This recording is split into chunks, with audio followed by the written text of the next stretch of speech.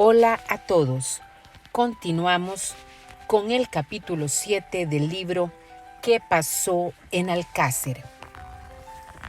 Que al ver una de las chicas que sobrepasaban la discoteca Color, les preguntó que a dónde se dirigían, contestándole Rubén que iban a recoger unas cosas y que tardarían poco, y que pasaron por Venta Cabrera, Montroy, Montserrat Real de Montroy y Yombay, que en este trayecto no se detuvieron, indicándole Rubén que se metiera a la derecha por un camino de tierra y que transcurridos unos 5 o 10 minutos desde que circulaban por el camino de tierra, se detuvieron al llegar a una fábrica antigua que tiene puertas correderas, que tiene tejado, que está a la derecha del camino, que está vallado, que estacionó el coche al lado de un muro que hace esquina, que Rubén cogió a Antonia marchándose hacia el camino por detrás del coche, cruzando el camino,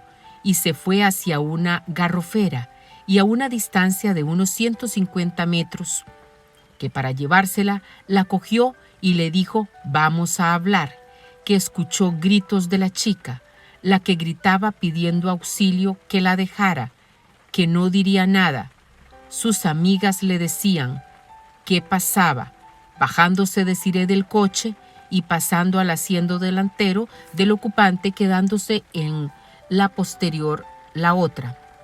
Al momento llegó Rubén, diciendo que la chica se encontraba mal y se llevó a Miriam, mientras el Dicente continuaba enrollándose con Desiree, haciéndolo con Desiree sin usar ninguna fuerza, aunque ella no quería, pero el Dicente le comió la cabeza.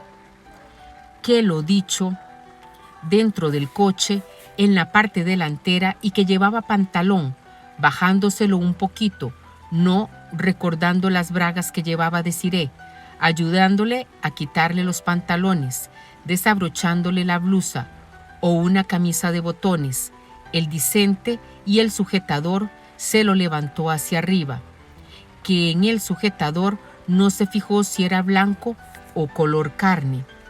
Preguntado por el tiempo que transcurrió desde que Rubén salió con Antonia hasta que volvió por Miriam, manifiesta que estuvo unos 10 minutos volviendo a por Miriam, con la que estuvo unas 3 horas y media a 4 horas, hasta que se llevó a Desiree, que cuando acabó el Dicente serían sobre las 2:30 de la madrugada, y que al rato volvió Rubén, no escuchando ningún grito, y que tenía la radio del coche puesta y que lo hizo una vez.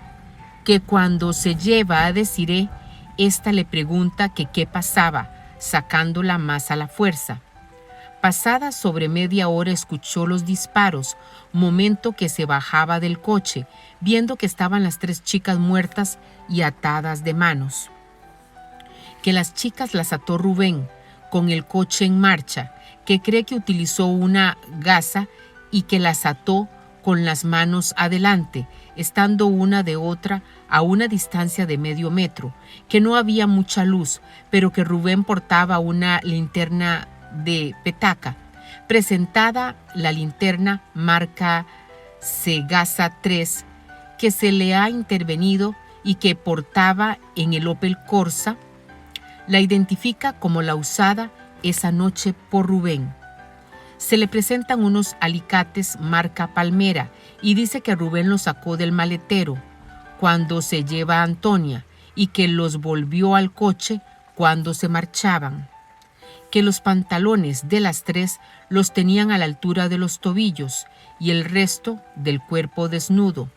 Que entre los 2 les pusieron otra vez la ropa, cogen el coche y se van a por una azada y un pico al borrache. Que una vez cogidas estas herramientas se marchan a Yombay, presentando un pico muestra 6A. Lo identifica como el que cogieron y utilizaron para cavar la fosa. Que desde Alborache a Yombay emplearon en el recorrido sobre 1 hora. Que en la casa de Yombay cogieron la moqueta, que es una casa de 2 pisos, que la moqueta estaba en la planta baja, que no llegaron en el coche hasta la casa y que hay una distancia desde donde dejaron el coche hasta la casa de unos 500 metros y que tiene la parte superior sin tabiques. Que de vuelta conducía el coche Rubén y que desde la caseta de Yombay hasta donde estaban las chicas emplearon sobre media hora. Que pusieron la moqueta sobre el asiento trasero y maletero, utilizando una parte de la misma para transportarlas desde donde se encontraban muertas hasta el coche, efectuándolo de una en una, no recordando qué chica fue la primera, ni la segunda, ni la tercera, en transportarla hasta el coche. Que una vez cargadas con la linterna citada, se desplazó a donde les había dado muerte y cree que al ver que estaba rastreando con linterna, cree que sería para buscar los casquillos. Que pone el coche en marcha y que Rubén es el que conduce, que tiró el discente el respaldo del asiento un poco hacia atrás y se durmió. Que cuando llegan al lugar donde aparecieron los cuerpos, Rubén le dice: vamos a cavar una fosa, cavando el discente con la azada y Rubén con el pico. Que emplearon sobre media hora en hacer la fosa, que las dejaron de una en el interior y que Rubén seguía llevando la pistola. Que al día siguiente la limpió en Yombay, quedándole un cartucho, que la vio por primera vez sobre junio-julio y que desconoce su procedencia, así como la persona que se la vendió. Preguntado si antes de atarlas en el interior del coche sacó la pistola, manifiesta que sacó la pistola y que con la misma golpeó en la boca a una de las chicas, que para atarlas se colocó la pistola en la cintura, que cree que las ató con las manos por delante, que sacó de la guantera una cuerda que llevaba en la guantera atando a dos con cuerda de plástico blanca, que como detrás del conductor iba Desiree, esta no fue atada, que lo sería cuando se la llevó Antonio, que en el coche no estuvo atada, que el manifestante estuvo con Desiree hasta que se la llevó Antonio y que en ningún momento intentó huir, que cuando llegaron al lugar Miriam estaba atada y Desiree desatada. Preguntado el motivo de no huir las dos, ya que se habían quedado solas con el discente, manifiesta que el discente le dice que no se vayan y a la que está desatada, Desiree, la coge por el brazo. Preguntado si estuvo en la casa de Yombay con las niñas, manifiesta que no y que recuerde a Antonio tampoco.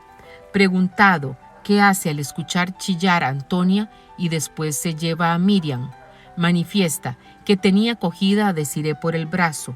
Preguntado cómo explica cómo ha dicho anteriormente que entrara en conversación con Desiree y después realizó el acto sexual, manifiesta que entró en conversación con Desiree, comenzando a tocarla, negándose ella, quitándole el discente, los pantalones y la braga, que no lloraba, quedándose como paralizada, consumando el acto y que le arañó con las manos. Que una vez Rubén, que había llevado a Desiree, bajó del coche y que se quedó en las proximidades del coche, que no se acercó a donde estaban las chicas por temor a Rubén, quedándose apoyado en el coche hasta que escuché los 3 disparos, que no observó que la linterna estuviera encendida. Preguntado quién golpeó a las chicas, manifiesta que Antonio las golpeó con un palo cuando estaban muertas y que con un lanzador pinchó a una de las chicas que estaban llenas de sangre y que se manchó el discente, los pantalones, que la sangre la tenían por la cabeza y el tronco. Preguntado por los amigos que tiene Rubén, manifiesta que un tal Juan de Villamarchante, un negro llamado Richard, al que lo han pillado con droga, que va a la discoteca Cancela, Arabesco, a la discoteca de Turis, Wanchai, que suele ir los sábados por la noche. Preguntado si estuvieron con las niñas en la casa de Yombay, manifiesta que no. Preguntado que hizo con su pantalón manchado de sangre manifiesta que lo quemó en un vertedero que hay en Buñol, al igual que Rubén quemó la suya, poniéndose unos chándal que había en la casa de Yombay, que llevaron la ropa en una bolsa de plástico una vez se hubieron cambiado, que los pendientes de una chica los llevaba Rubén, que el Dicente no les quitó nada a las chicas, que Rubén posiblemente se limpiara en la casa de Yombay. Preguntado si realizó penetración anal con una chica, manifiesta que sería Rubén, ya que cuando entró en prisión le dijeron que iba en la cárcel de Maricón. Preguntado cómo, conociendo la agresividad de Rubén, se junta y se desplaza con él, manifiesta, dice que por miedo a Rubén. Preguntado si ese día Roberto les acompañaba, manifiesta que no, que les ha acompañado en otras ocasiones a discotecas, en número de 3 o 4 veces. Preguntado si tiene alguna cosa más que decir, manifiesta que si ingresa en prisión quiere estar en una cárcel distinta a la que se encuentre Rubén. Y para que conste se pone por diligencia a las 2:10 de la madrugada del 30 de enero de 1993, siendo firmada la misma después de leerla por el detenido, letrada, instructor y secretario.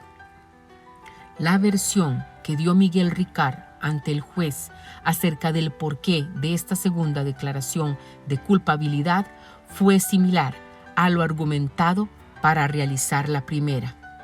La segunda declaración, lo que dije fue porque la Guardia Civil me obligó, que estuve asistido por una letrada. Antes y después me obligaron a que dijera lo que dije. Yo declaré 2 veces ante la Guardia Civil y primero hubo una abogada y luego otra. Fueron 2 mujeres. Y le dije a la segunda abogada que estaba siendo torturado y no me hizo ni caso. Que hasta ese momento, ¿cómo que nadie me había dicho las lesiones? ¿Cómo que nadie? Me las dicen en el cuartel de Patraix y me dicen que murieron de un disparo en la cabeza, que fueron violadas vaginal y anal, que tenían fracturas en las costillas o no sé qué, que estaban apilonadas una encima de la otra, amontonadas una encima de la otra, que habían palos y que esos palos tenían que ver con las violaciones y que habían sido utilizados para eso, que en esos palos se habían utilizado para esas violaciones. No voy a decir exactamente, puedo decirlo, pero no creo que sea lo más conveniente. Que me dijeron la lesión anal, que en esta declaración ya conozco las vejaciones y violaciones a las que había sometido a las niñas. La segunda declaración ante la Guardia Civil. Lo único que estaba claro es que Miguel Ricard continuaba mintiendo, pero ¿cuándo? ¿Al declararse culpable o al afirmar que fue torturado? ¿O las 2 veces? ¿O ninguna? Final del capítulo 7 del libro ¿Qué pasó en Alcácer?